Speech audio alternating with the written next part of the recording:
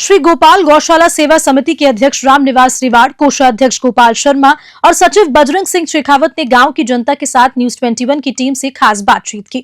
इस अवसर पर उन्होंने गौशाला में हुए निर्माण कार्य और भामाशाहों द्वारा किए गए योगदान पर चर्चा की। उन्होंने बताया कि सर्दी के मौसम को ध्यान में रखते हुए गौवंश के लिए तरपाल की व्यवस्था की गई है और इसके अलावा राजस्थान के सीएम भजन लाल शर्मा को गौशाला में अनुदान बढ़ाने के लिए धन्यवाद दिया गया। समिति के सदस्य भूराराम सूबेदार, नेमाराम खालिया, गोपाल सिंह राठौर और अन्य उपस्थित थे। समिति ने यह भी अनुरोध किया कि बीजेपी सरकार के तहत गौशालों को 12 महीने का अनुदान मिले ताकि गौवंश के हरे चारे की समस्या का समाधान किया जा सके। न्यूज 21 के वरिष्ठ संवाददाता सुनील खींची ने गौशाला के अध्यक्ष से विशेष चर्चा की। सुनिए क्या कुछ कहा।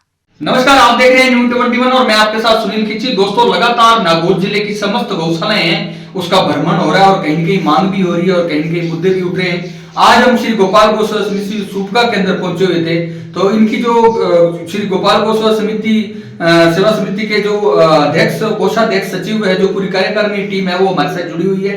उनसे बातचीत करते हैं कि आपकी गौशालाओं का कब से निर्माण हुआ है, किस प्रकार गठन किया गया, किन्होंने गठन किया था, और बात करें समस्याओं की तो किस प्रकार समस्याएं हो रही है।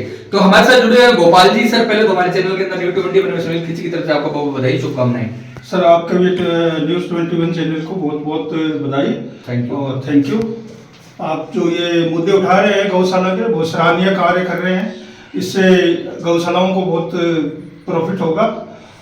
और हमारा जैसे गोचर भूमि है, हमारी गौशाला जो बनी हुई है वो गोचर भूमि पर बनी हुई है, तो कम से कम हमें गवर्नमेंट अगर इसका पट्टा दे दे तो हमें एमएलए लेड, एमपी लेड और राजस्थान सरकार द्वारा जो पक्के निर्माण के कार्य होते हैं वो सुचारू रूप से हो सके।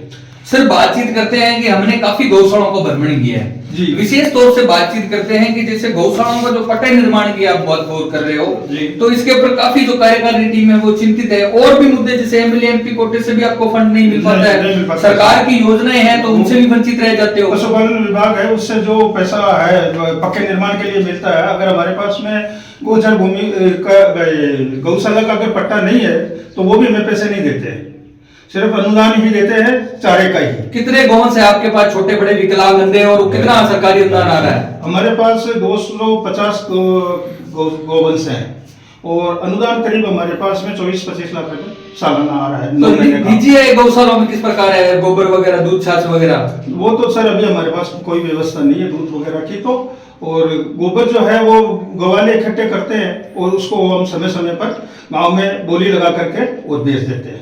उससे जो आय प्राप्त होती है उसको वापस हम उसमें बैंक में जमा करवा देते हैं। चिकित्सा की किस प्रकार की व्यवस्था है? चिकित्सा की तो हमारे कंपाउंडर लगाया हुआ है गांव में, वो आता है उसको बेच देते हैं, वो बराबर चेक करके जाता है जी। नहीं, क्या चाहते हो आप, कोई जैसे मान लो एलएस वगैरह की व्यवस्था के साथ साथ पशु चिकित्सालय खुल जाए, स्वास्थ्य बढ़िया हो? चिकित्सालय खुले हुआ सर हमारे यहाँ। हाँ। तो सर, बात करते हैं बिजली, लाइट, पानी की निकासी, पेयजल की जो व्यवस्थाएं हैं वो सुचारू रूप से, क्योंकि नागौर जिला है जो डिडवाना है, ये क्षेत्र है थोड़ा सा पानी की बहुत ज्यादा समस्या रहती है, क्योंकि यहाँ पे नहरें वगैरह, तालाब वगैरह तो है नहीं, ये नीचे का पानी है वो भी खा रहा है और वो भी 400-500 के फुट पानी। तो पेयजल की व्यवस्था है सुचारू रूप से एमएलए, एमपी कोटे होनी चाहिए। बिल्कुल होनी चाहिए सर। हमारे पास में पेयजल की सुविधा नहीं है। हमें कभी कभी जो पानी जब नहीं आता है तो टैंकर डलवाते हैं, टैंकरों से पूर्ति करवाते हैं, इसलिए यह होना चाहिए पानी की व्यवस्था सुचारू रूप से। जो एमपी कोटे या एमएलए से हमें पैसा मिलना चाहिए। सर, बात करते हैं गौशालाओं की, तो क्या क्या सामग्री डाली जाती है समय समय पर? गौशाला के इतना सरकारी फंड दिया जाता है 24-25 लाख, और जो निजी है, क्योंकि जो गौशालाएं हैं वो 50% जन सहयोग और 50% सरकारी अनुदान के द्वारा चलती है, ठीक है, और कुछ इनकी निजी आय हो जाती है। तो किस प्रकार गौशाला के समय समय पर किस प्रकार सामग्री डाली जाती है, क्या क्या किया जाता है? सरकारी फंड तो चारा की पूर्ति होती है, बाकी की पूर्ति गांव करता है। अच्छा, अनुदान देता है गांव। सर, बात करते हैं आजकल गौशालाओं के नाम पर राजनीति बहुत ज्यादा हो रही है, भ्रष्टाचार भी कहीं कहीं बहुत ज्यादा हो रहे हैं। गौशालाएं खोल के लोग, एक भी गौशाला नहीं मिलती समय पर और सरकारी अनुदान उठा लिया जाता है, ये भी बहुत ज्यादा देखने को मिलता है। इस पर आपकी क्या टिप्पणी रहेगी? सर, जो लोग ये गलत काम, अगर गौवंश के लिए गलत काम करते हैं तो वो गलत है, बाकी गौवंश के लिए गलत काम नहीं करना चाहिए आदमी को। और ये जो अनुदान जो हमें मिल रहा है 22 रुपये और 44 रुपये, इसको बढ़ा करके 50 और 100 रुपये अगर कर दिया जाए, और अभी जो 9 महीने का अनुदान दे रही है गवर्नमेंट, अगर इसको 12 महीने का कर दिया जाए तो हमें भामाशाहों पर ज्यादा निर्भर नहीं रहना पड़ेगा। इससे क्या होगा कि हमें भामाशाहों पर ज्यादा निर्भर नहीं रहना पड़ेगा। और अभी भी क्या है कि पूरे 12 महीने का अनुदान वो चारा है जो पूर्ति नहीं होता है, इसलिए हमें गांव के भामाशाहों पे आधारित रहना पड़ता है। और ये दो किस्तें आती है आपकी 5 महीने और जो 6 महीने की, तो वो एक साथ आ जाए तो और भी वो व्यवस्था है जो समस्या है वो बिल्कुल निराकरण दिखाई देगा। बिल्कुल सर, अगर वो एक साथ आ जाए तो और भी फायदा हो सकता है। उससे चारा वगैरह खरीदने में जिस समय पर कभी कभी क्या है, चारा नीची रेटों पे मिल जाता है, तो अगर एक साथ अनुदान आएगा तो हम वो नीची रेट का चारा खरीद करके स्टॉक कर सकते हैं।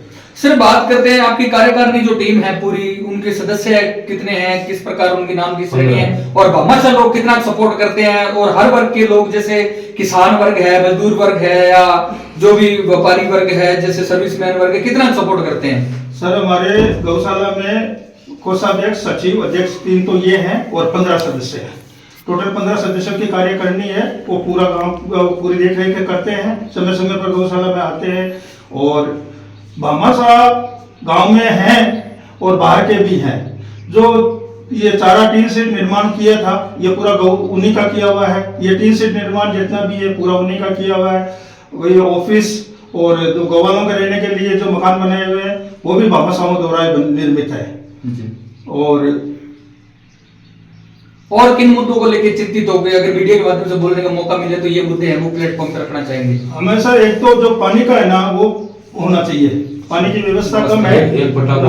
और एक जो गौचर जो गौशाला बनी हुई है हमारी गौचर भूमि में बनी हुई है, तो इसका अगर हमें सरकार 2, 2.5 बीघा 3 बीघा का अगर पट्टा दे देती है तो आगे के लिए गायों के लिए बहुत बढ़िया व्यवस्था हो सकती है। और उससे हमें राजस्थान सरकार और भारत सरकार द्वारा जो पैसा मिलता है पक्के निर्माण के लिए वो भी मिल सके।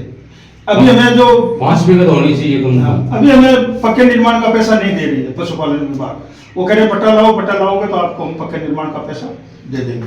तो जैसे गौशाला के अंदर आप कोई छोड़ने आता है या ब्याही जो गौ माता हो उसका विचार करते हो, किस प्रकार पर बिल वगैरह होता है आपका? उसका तो सर ऐसा है कि अगर हम कोई गाय लेके आता है और अगर वो गौशाला में छोड़ना चाहता है तो हम उसको 21 रुपए की रसीद काटते हैं।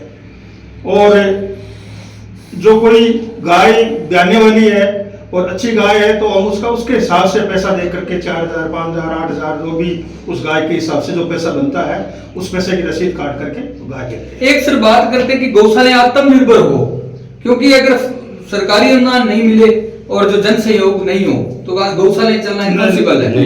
तो अगर इनको आत्मनिर्भर को ऐसे संसाधन दे दिए जाए गौशालाओं के अंदर कि आत्मनिर्भर गौशाला जैसे केंचुआ खाद बन जाए और भी ऐसे टेक्निकल